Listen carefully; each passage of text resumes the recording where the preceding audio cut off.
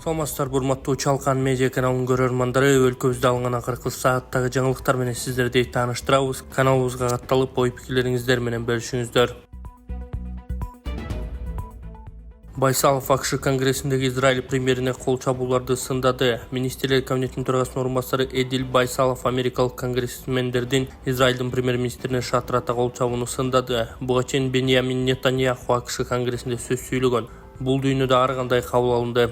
Кечинде Нетаньяхунун сүйлөгөнүн көрдүм. Анын кебини мазмун эмес, ар бир сөзү АКШ конгрессинде дүркүрөгөн кол чабуулар менен коштолгонун кыжырды келтирди. Мунун артында кандай саясат турганы коркунучтуу көрүнүш. Бул АКШ саясатына болгон дүйнөдөгү көз карашты кантип өзгөртө алат деп жазган ал өзүнүн Twitter баракчасында. Израилдин премьер-министринин конгрессте сүйлөгөнү Капитолийдин алдында согушка каршы активисттердин нааразычылык акциялары менен коштолду. Полиция айрым катышуучуларды камакка да алды. Бул кайрылууга реакция ар кандай болду. Кээ бир демократтар Нетаньяхуну Газадагы үчүн сындап, 10 чактысы анын сөзүнө бойкот кылды. Ал эми айрымдар кол чабууларды жийиркеништүү деп баалашты. ЖМКлар Нетаньяху сүйлөп жатканда Израиль аскерлери Газаны бомбалап жатканын жазышты. Буга чейин Байсалов эл аралык коомчулукту биринчи кезекте Израилдин башкы демөөрчүсү АКШны Газа тилкесиндеги геноцидти токтотууга чакырган.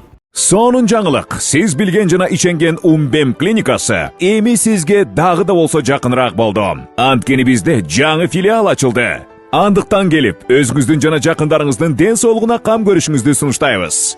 Биздин жогорку даражадагы дарыгерлер төмөндөгү адистиктер боюнча кабыл алат: стоматология, гинекология, терапия, лор, хирургия, педиатрия, урология, УЗИ жана башка адистиктер. Лабораториялык анализдин 5000ден ашуун түрү алынат. Жогорку даражадагы стерилизациялоо. Биздин дарек ВДНХ метросу, Кондратюка көчөсү 2. Телефон номерибиз 8925 103 22 55. Кабыл алууга алдын ала жазылып келүүңүздөрдү суранабыз. Умбем клиникасы. Сиздин ден соолугуңуз, биздин камкордук. Олимпиадада боксчу Сейитбек уулунун биринчи атаандашы белгилүү болду. Кыргызстандык боксчу Мунарбек Сейитбек уулунун Париждеги Олимпиада оюндарындагы биринчи атаандашы белгилүү болду. Парижде 25-июлда бокс боюнча чүчү кулак кармалды. Анын жыйынтыгы менен Сейитбек уулунун биринчи атаандашы кубалык Орта Родригес болду. Кыргызстандык мушкер таймашты 1-8 финалдан баштайт. 28-июлда рингке чыгат. Мунарбек Сейитбек уулу дүйнө биринчилигинин коло байгесинин ээси. Ал Кыргызстандын эгемен тарыхында дүйнө чемпионатында байге алган биринчи боксчу. Орта Родригес дүйнө чемпионатынын күмүш байге ээси болуп саналат. Бийлик өкүлдөрү 2 топко бөлүнүп аймактарда эл менен жолугушат. Бийлик өкүлдөрү аймактарда эл менен жолугушууларды өткөрүүнү Министрлер кабинетинен билдиришти. Маалыматка ылайык 1-августтан тартып өкмөт мүчөлөрү 2 топко бөлүнүп аймактарды кыдырат. Биринчи топто өкмөт башчынын орун басары Адылбек Касымалиев жетектейт. Бул топ Талас, Нарын, Ысык Көл, Чүй облустарында жана Бишкек шаарында жолугушууларды өткөрмөкчү. Экинчи топ өкмөт башчынын орун басары Айыл чарба министри Бакыт Төрөбаевдин жетекчилигинде Баткен, Ош, Жалал Абад облустарында жана Ош шаарында эл менен жолугат деп айтылат билдирүүдө. Демилге Садыр Жапаровдун тапшырмасы менен ишке ашып жатканы кошумчаланды. Өзгөчө кырдаал министрлигинин тик учак менен Ысык көлгө кимди жеткиргенин айтты. Airbus 145 учагына Ысык көлгө жетүү үчүн инвесторлор ижарага алышкан. Бул тууралуу өзгөчө кырдаалдар министрлиги билдирди. Алар аба транспортун 25-июль күнү 5 саат 20 мүнөткө жалдап акысын толук төлөгөн. Белгилей кетсек, тик учактын 1 саат 305.820 сом, ичине 8 жүргүнчү отура алат. Таласта 2 ишкер 85 миллион сомго бетон заводун курду. 26-июлда Талас облусунун Покровка айылында бетон заводунун ачылышы болду. Бул тууралуу президенттин облустагы өкүлчүлүгүнүн басма сөз кызматы билдирди. Ишкана жекешкелер Азамат Айтбеков жана Жолдошбек Жуманалиевдер тарабынан салынган. Анын курулушуна 85 миллион сом сарпталган. Завод үчүн жергиликтүү бийлик 2 гектар жер бөлүп берген. Эми ал жакта 30 киши иштейт. Ишкана бетон мамычаларын, шакекчелерди, бетон арыктарды жана башка продукцияларды чыгарат. Заводдун ачылышына облус башчысы Нурдан Дарданов баштаган жергиликтүү бийликтин өкүлдөрү жана тургундар катышкан. Разаковка учак учуп баштады, бирок баасы арзандаган жок. Баткен облусунун Баткен жана Разаков аэропортторуна учак учуп баштады. Бул тууралуу репортер KG'ге ички каттамдарды аткарган Тезжет авиакомпаниясын ырастаган. Бул аптадан баштап каттам кайра ачылды. Разаков шаарына билет баасы 6500 сом. Тезжет пенсия курагындагы жүргүнчүлөр үчүн 50% жеңилдик сакталганын кошумчалады. Авиакомпания 1-июлда бузулуп, кайра Бишкекке кайтып келген учагы оңдоодон өткөнүн белгиледи. Ал арада Бишкек-Баткен багыты боюнча билет кайра кымбаттап 31-июлдан 11-августка чейин 6400 сомдон сатылып жатат. Ички каттамдардын Алардын ичинен Баткендеги 2 шаарга авиабилет эң кымбат сатылат. Жогорку Кеңештин депутаттарынын кайрылуусунан кийин өткөн жылы 6000 сомдон 5700гө түшүрүлгөн болчу. TZ сайтында АКК компаниялар тобуна таандык экендиги көрсөтүлгөн. Анын курамында бир нече ишкана кирип, коомдук фонд Жогорку Кеңештин депутаты Бактыбек Сыдыковго катталган. Эл өкүлү өзү дагы 2023 жылы Кактус медиага берген маегинде ал түптөгөн АКК TZ компаниясын сатып алганын тастыктаган. Индия мамлекетинен жасалуучу $45.000 акча каражат керек болуп жатат. Ассаламу алейкум, урматтуу көрүүчүлөр, барыңыздар амансыздарбы? Мен Эл үмүтү фондунун жетекчиси Болотбек Айдаркулов. Азыркы учурда ушул Баткен облусунун тургуну. Ушул эжебиздин уулу оор дарт менен ооруп калыптыр. Ошол себептерден сиздерден жардам суроого муктаж болуп турат. Келиңиздер көптүккө сөкөл болот демекчи. Биздин фонддо дайыма кайдыгер карабаган инсандар көп. Ошол себептен ушул бир тууганыбызга жардамыңызды аябай, ушул күндө кыйналып, кыйынчылыктан ушундай 2 жылдан бери ушундай төшөктө тура албай, кыйынчылык абалда күн кечирип жатат туугандар. Ошого кайдыгер карабастан бул дагы биздин бир тууганыбыз, эртеңки күнү ушул тууганыбыз дагы туруп, биздин катарда ушундай басып кала турган болсо, эң чоң бир сооптун жана бир жакшылык иштин туу жокусунда турган адамдардын катарында болобуз туугандар. Урматтуу кайдыгер карабаган кыргыз элим. Мен балам Орозовбек болот. 2 жылдан бери остройден ооруп келет. Ушул балама Индия мамлекетинен жасалуучу $45.000 акча керек болуп жатат. Ошого аз да болсо да салымыңыздарды кошуп жардам берүүңүздөрү суранам. 839708 Энеканкы деп чыгат. Сберкартта Бактияр А деп чыгат. Нарындагы 3 жашар баланын өлүмү министрлик вакцинанын сапаты тууралуу айтып берди. Саламаттыкты сактоо министрлигинин жетектөөчү эксперттер тобу нарында эмдөөдөн кийин чарчап калды делген баланын иши боюнча иликтөө иштерин жүргүзүүдө. Ведомстводон билдиришкендей, бала бир бөтөлкөдөн эмделген, калган 7 балада эле эмдөөдөн өткөндүгү аныкталган. Учурда 7 баланын тең ден соолугу жакшы. Мындан тышкары өлкө боюнча 814.598 бала кызамык жана кызылчага каршы эмдөө өнөктүгү учурунда коопсуз эмдөөдөн өтүп, вакцинанын сапатына ишеним көрсөттү. Нарын облусу боюнча максаттуу топтон 25.956 бала кызамыкка жана кызылчага каршы эмдөө кампаниясынын экинчи этабында 19.865 бала эмделген. Алардын арасында эмдөөдөн кийинки терс көрүнүштөр да катталган эмес деп айтылат маалыматта. Өлкөдө колдонулуп жаткан кызамык жана кызылчага каршы айкалыштырылган вакцина клиникалык сыноолордун бардык баскычтарынан ийгиликтүү өткөн.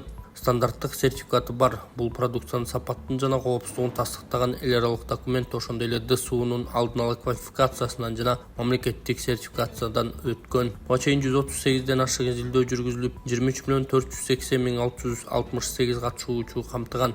Анда кызамык жана кызылча вакциналарынын коопсуздугу жана натыйжалуулугу бааланган. Жыйынтык анык: кызамыкка каршы вакциналар натыйжалуу жана коопсуз. Биздин өлкө Индиянын ММР вакцинасын колдонот жана Индиянын MCF Serum институту учурда чыгарылган жана сатылган дозалардын саны боюнча 1,5 миллиардтан ашык дүйнөдөгү эң ири вакцина өндүрүүчү болуп саналат.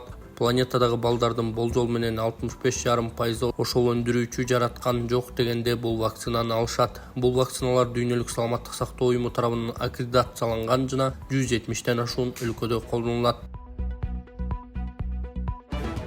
Борбор калаанын Разаков көчөсүнүн капиталдык оңдоо иштери башталды. Борбор калаанын Разаков көчөсүнүн капиталдык оңдоо иштери башталды. Муниципалитеттен билдиришкендей, учурда Разаков көчөсүнүн Фрунзе көчөсүнөн Баетов көчөсүнө чейинки тилкесинде оңдоо иштери жүрүүдө. Бүгүнкү күндө эски асфальтты сыйруу жана демонтаждоо иштери аяктады. Мындан тышкары аталган көчөнүн эки тарабындагы тротуарларды оңдоп, ирригация системасын орнотуу пландалууда. Бул видео жалаң эркектерге, эгерде сиз төшөктө алсыз болуп, калооңуз жок болуп жатса, андан тышкары бат-бат туалетке барып жатсаңыз, анда сизде простатиттин белгилери. Простатиттин дарысы чакшыр, өтө жакшы жардам берет. Андан тышкары дагы айымдардын бат-бат туалетке барып цистит болуп ооруп аткандарына дагы жакшы жардам берет. Бул чөптөрдөн жасалган жана эркектердин да аялдардын дагы простатитин көтөрөт. Эгер заказ кылам десеңиздер, экранда номерларга байланышыңыздар. Адамдардын организми ысык суук болуп бөлүнөт. Эгерде суук ашынып кетсе, адамдар эмне алат? Колу буту жылбай, үшүп, ооруй берет. Ошого баланс кылган иньян гель бул өтө жакшы жардам берет. колу бутуңуз жылыбай жатса, кан айланыңыз жакшырбай жатса, белиңиз, бутуңуз, тамандарыңыз муктуп атса, иннеан келди колдонуңуз. Бул жашы өтүп калган адамдардын кан айланыңызы начар болгондуктан жашы өтүп калган аталарыбызга, апаларыбызга алып берсек, алардын кан айланыңызы жакшырат дагы, өзүн жакшы сезип, жылуу жүрүп калат. Заказ кылам десеңиздер, экрандагы номерларга. Кыргызстанда гепатит оорусуна каршы күрөшүү боюнча 10 күндүк жүрүүдө. Кыргызстанда гепатит ооруларына каршы күрөшүү боюнча 10 күндүк жүрүүдө. Бул тууралуу кабар агенттигинде өткөн маалымат жыйынында саламаттык сактоо министринин орун басары Бүбүжан Арыкбаева билдирди. Анын айтымында иш-чара 28-июль бүткүл дүйнөлүк гепатитке каршы күрөшүү күнүнө карата уюштурулууда жана анын алкагында өлкөнүн бардык аймагында элдин аталган оору тууралуу маалымдуулугун жогорулатуу жана алдын алуу иштери жүргүзүлөт. Учурда Кыргызстанда гепатиттин калк арасында таралуу масштабына баа берүүгө жана жуктуруунун негизги тобокелдиктерин аныктоо максатында сериологиялык изилдөө жүргүзүлүүдө. Ал үчүн 6000ден ашык бүү чарбасы тандалып алынган. Ошондой эле изилдөөгө 5 жаштан 17 жашка чейинки балдар жана 18 жаштан жогорку курактагы чоңдор катышып жатат деген жарандарды изилдөөгө активдүү катышууга чакырды. Бүбүжан Арыкбаева 2024-жылга өлкөдө оорунун алдын алуунун алкагында 100 миллион сомго экспресс-тесттер, вакцина тест системалары жана дары-дармектер сатып алынганы кошумчаланды. Белгилей кетсек, гепатит бул кан аркылуу жугуучу оору жана Кыргызстанда аталган ооруга каршы вакциналар жана ооруну аныктоо үчүн бардык анализдер жана дарылоо акысыз болуп эсептелет. Кыргызстанда кылмыштуулук 16% азайды. ИИМ Кыргызстанда 6 ай аралыгында ички иштер органдарынын 19411 кылмыш катталып, былтыркыга салыштырмалуу 16% азайган. Бул тууралуу бүгүн Ички иштер министрлигине жарым жылдын жыйынтыгы боюнча ишмердүүлүктүн жыйынтыгын чыгарган коллегиялык отурумда айтылды. Ведомстводан билдиришкендей, ага министр Улан Ниязбеков, министрдин орун басарлары, ички иштер органдарынын жана ички аскерлердин жетекчилери катышты. Жыйында ички иштер органдарынын 2024-жылдын 6 ай ичинде аткарган ыкчам кызматтык ишмердүүлүгүнүн жыйынтыгына өзгөчө маани берилип, республика ичиндеги кылмыштуулуктун абалы талкууланган. Ички иштер органдарынын күч аракети коомдук тартипти камсыздоого, жарандардын укуктарын кылмыштык кол салуулардан коргоо жана кылмыштуулук менен күрөшүүгө багытталып, кылмыштуулук менен күрөшүүдө 6 ай ичинде оң натыйжалар бар экендиги белгиленди. Бул аралыкта ички иштер органдарында 19411 кылмыш иши катталып, былтыркыга салыштырмалуу 16% аз катталган. Бул жалпы кылмыштуулуктун 92%-ын түзөт. Ал эми кылмыштуулуктун 8% башка укук коргоо органдарында, прокуратура, УКМК, ЖМК, МБК туура келет деп айтылат маалыматта. Ошондой эле 2024-жылдын 6 айында мурдагы жылдар менен бирге өндүрүштө болгон 24649 кылмыштын ичинен 14649 кылмыштын бети ачылып, 9893 иш сотко кеткен. Бул аралыкта дайынсыз жоголгон 500 адам табылган. Ал эми оор жана өтө оор кылмыштар былтыркыга салыштырмалуу 200 фактыга же 15% аз катталганы белгиленди. Мындан тышкары коомдук жайларда 1009 кылмыш катталып, былтыркыга салыштырмалуу 87 кылмышка аз катталганы айтылды.